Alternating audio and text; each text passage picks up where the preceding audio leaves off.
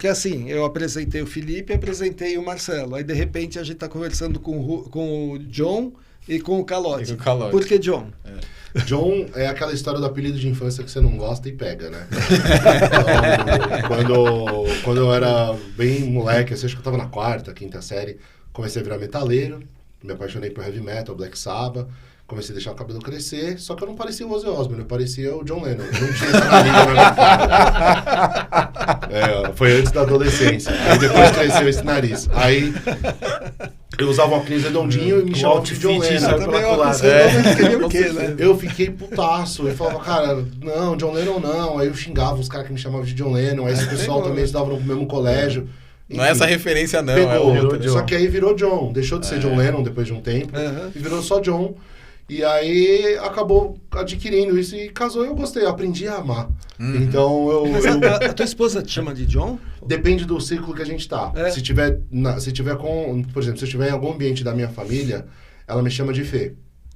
Porque lá também me chamam de Felipe. Acho que mais é em casa, minha mãe, meus primos, alguma coisa assim.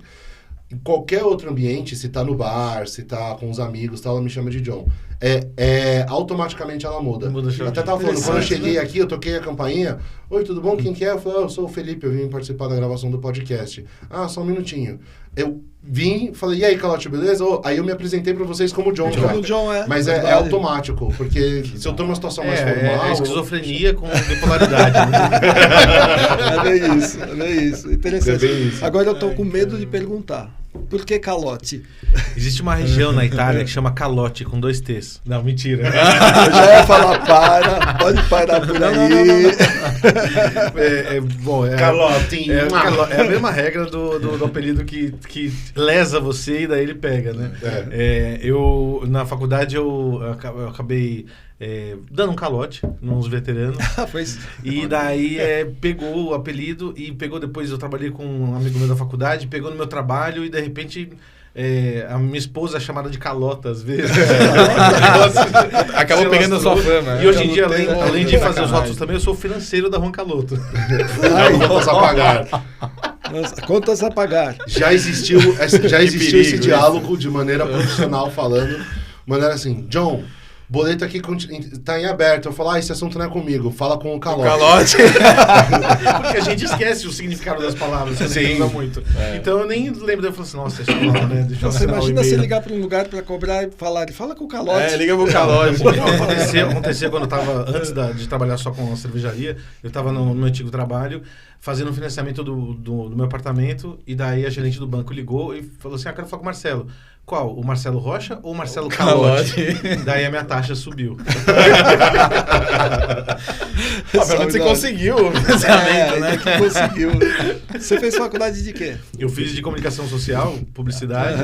Trabalhei na área por bastante tempo como redator, mas sempre desenhei, gostava de ilustrar, fazer história em quadrinhos, então foi um jeito... A gente fazer a cerveja foi um jeito de você resgatar o lado da química e resgatar esse lado da ilustração. Que ele fez química mesmo. Isso, eu sou formado em química. Então a gente trabalha muito com o que a gente gosta, porque a gente conseguiu exercer coisas que a gente sempre quis fazer, assim, É muito legal isso, né? Você conseguiu gerar um negócio, né? Pegando a especialidade de cada um, o que cada um gosta. Nada intencional, né? não foi intencional. Tanto que você tem ótimos cervejeiros hoje no mercado que vieram da área de TI, da área de economia, administração, advocacia, que não tem nada a ver com essa área. Você não precisa ser químico para entrar no mundo da cerveja. Né? Demais. Ajuda bastante. É tipo um superpoder. Fazendo as proporções superpoder, tudo, é isso né? mesmo. E por que... Não, desculpa, pode falar. É que é louco, como o mercado é um mercado novo, né? De cerveja artesanal no Brasil, é comum essa conversa assim... Como se fosse assim, e antes de ser cervejeiro, o que você era? Porque todo mundo é tipo moradores veio, né? Você na nasceu década sei lá, de 80, moradores de Brasília. Tá, mas de onde você veio? Porque você não nasceu aqui, né? É pior ainda, você é cervejeiro, você trabalha com o quê? Isso rola muito também, é tipo músico. Esse é pior, o problema do músico, professor. Você é professor, mas você trabalha com o quê? Mas eles falaram, o nosso TI também faz cerveja, né? Não sei se é bom porque ainda não trouxe pra gente experimentar, mas ele é TI e tal... dedicada a isso e faz cerveja. Legal. E manja muito. E bebe também, porque a gente já sabe que ele gosta de beber também. Quando a gente fazia em casa, era assim, se a cerveja ficava boa, ninguém experimentava, porque a gente tomava tudo. E se ficava ruim, a gente tomava tudo pra aprender e não deixar ninguém saber que a gente fez aquela cerveja ruim. Então pode ser que seja difícil tomar cerveja do seu amigo. E por que Juan Caloto?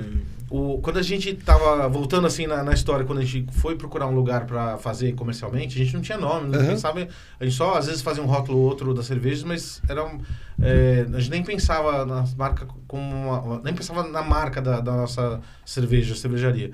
Daí a gente foi para fazer cerveja nesse Nano Brew Pub lá na Moca, e o cara falou, poxa, precisamos colocar um nome na cerveja, mas qual vai ser? Daí, a gente não pensou, a gente estava focado no desenvolvimento da receita, tudo. Daí ele falou, pega os apelidos de vocês e faz que nem Johnny Walker, coloca John Calote. A gente falou, nossa, que ideia horrível. Vamos pensar e depois a gente fala. Só que a gente estava falando no dia seguinte.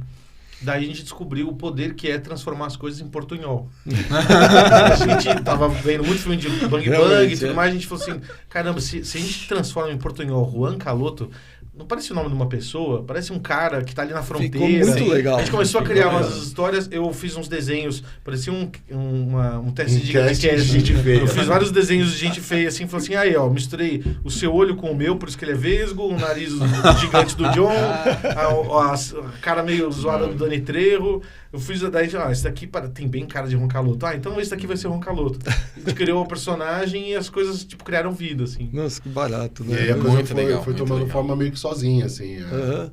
Tomou vida, né? Tomou vida. Isso foi em 2013, né? Aí quando foi em 2015, a gente deu um passo... quando foi no final de 2014, a gente deu um passo, fez um crowdfunding. E aí foi um projeto para colocar o primeiro lote de cerveja no ar.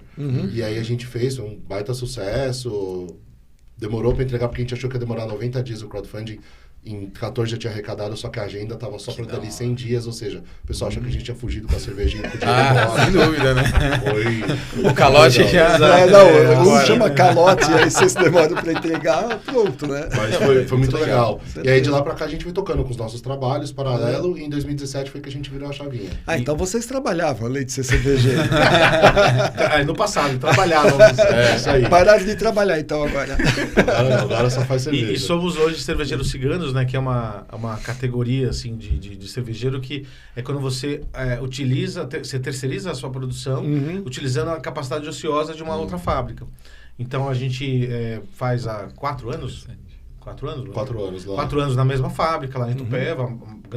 A maior parte da nossa produção é feita lá naquela fábrica, a gente tem um acordo legal de produção e a gente desenvolve as receitas, acompanha a produção, faz o controle de qualidade com a cervejaria, na liberação dos tanques, tudo, para fazer a nossa cerveja lá.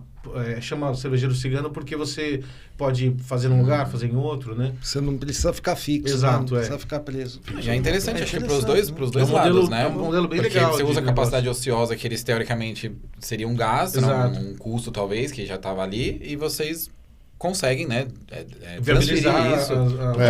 Sem um investimento. A figura surge como isso, mas aí acabam surgindo acordos. Por exemplo, hoje, a fábrica que a gente produz também é a mesma dona da distribuidora que a gente distribui. Então, eles já produzem e distribuem. Então, já são acordos que vão funcionando melhor. Aí, às vezes, nem é mais capacidade ociosa, aí é a capacidade já reservada pra gente. E daí, pensa numa diferença. Se você vai fazer uma cerveja, testar uma receita nova, e você é a cervejaria, você fala assim, poxa, eu tenho trilhões de contas aqui para pagar, eu tenho que fazer cerveja que vende mais. O cervejeiro cigano, ele é como se tivesse uma liberdade maior.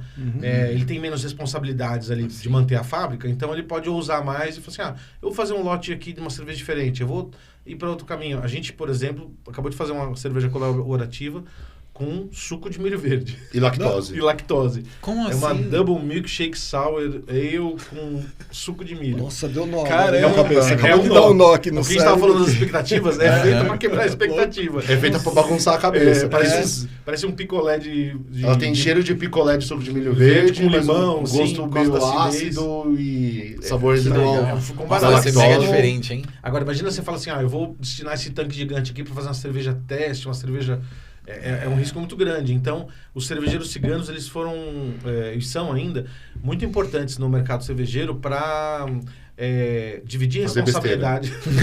Eu ia falar de um jeito bonito, mas é para fazer besteira.